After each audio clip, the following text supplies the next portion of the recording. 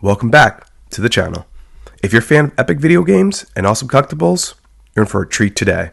We're diving into the world of 3D resin printing and model painting as we bring the ghost of Sparta himself, Kratos, to life. So stay tuned. So where do you begin? It all starts with a 3D file. I picked up my file from Wicked. I'll leave a link in the description below. The next step was preparing it for printing. I used Sheet 2 Box to orient all my pieces on the build plate and added supports. You want to make sure that you add supports in all the right spots to ensure that every detail prints perfectly. I use my uniformation for the bigger pieces like the torso and the legs, and I use the Elegoo Saturn IV for the smaller pieces like the arm, the head, and so forth.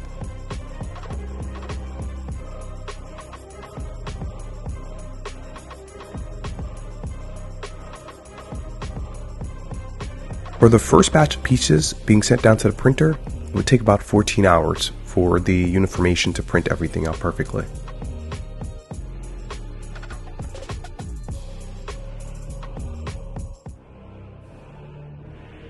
Both the Elegoo Saturn IV Ultra and the Uniformation G3 Ultra deliver incredible details. After a few hours, piece by piece, our God of War started to take shape.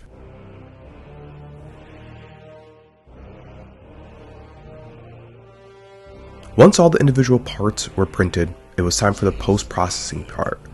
This includes carefully removing the parts from the build plate, making sure not to break anything, and then cleaning everything off with rubbing alcohol. I usually use about 75% or 90%. This will take off as much resin from the piece as possible. And then it's time for curing. It was a nice day, so for the curing process, I just put everything outside in the good old sun. With our Kratos ready, it was time for the fun part, bringing him to life with paint. Now for those of you looking to paint your own garage kit, or even if you're just curious about miniature painting, this next step is crucial, the priming and undercoat. This sets a foundation for all the colors to come. I started by giving all the pieces a good even coat of black primer. This dark base helps later colors pop and creates a natural shadow. Next, we introduce a technique called zenithal highlighting. This mimics how light would naturally hit the model from above. After the black had time to dry, I took a large soft brush and dry brushed a medium gray over all the raised areas and edges. I applied it to the legs first and then moved over to the torso and the chaos blades. Make sure you're not applying a large amount of gray. It should only be a dry brush. For the final touch on our undercoat, I use a white spray paint, but very lightly, targeting only the highest points that would catch the most light. This allows the transition from dark shadows to bright highlights to be a lot easier, which will make our color layers much easier and more effective later on when we're painting. With our undercoat perfectly set, it was time to unleash the full fury of color on this Kratos. This is where the magic really happens. If you like the content, please consider liking, subscribing, and commenting on the video. It helps my channel grow. Now let's get back to the video. We started by laying down the base colors. Kratos' iconic pale skin, the deep reds for his tattoos, the rich brown leathers, and the metallic gleam of his blades of chaos. I'm not gonna lie to you, finding the correct skin tone took a lot longer than I will admit. It took a lot of tries and attempts until I finally got it. And of course, no Kratos is complete without his blades of chaos. I used a deep metallic base, then added washes to bring out the recessed colors. I applied the gold for the handles, and then dry brushed lighter metallics on the edges to really make them gleam and pop. As I mentioned earlier, the skin tone was giving me nothing but trouble. The key here is just to build up thin layers of paint. Don't try to get full coverage in one go. Thin layers allow you to maintain all that beautiful detail we got from the printer and a zenithal prime. For the skin, I started with the familiar pink as the base, then applied several layers of very light desaturated flesh tone. I have to figure out what the flesh tone was by just experimenting.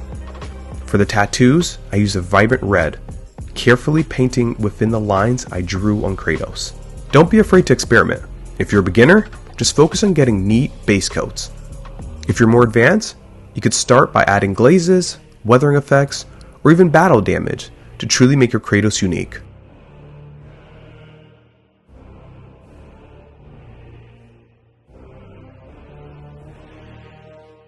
Once all the individual pieces were painted and completely dry, it was time for the moment of truth, assembly. This is where all the hard work you put in comes together. Before the final reveal, I just want to remind you guys to check out my website.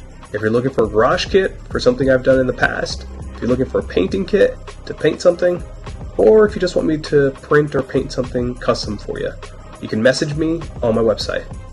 The website is nightwolfllc.com, and that's wolf with a U, not an L. Now let's see the final reveal. And there you have it, our 3D resin printed, hand painted Kratos, the God of War. From a digital file to fully realized epic sculpture, ready to conquer your display shelf. I hope you enjoyed this journey from raw resin to printed masterpiece. If you're inspired to try your own garage kit, pick up one from our website. Or if you just loved seeing Kratos come to life, hit that like button. Let me know in the comments below what other characters you'd like to see me print and paint. Thanks for watching, and I'll see you in the next one. Don't forget to subscribe for more awesome projects like this.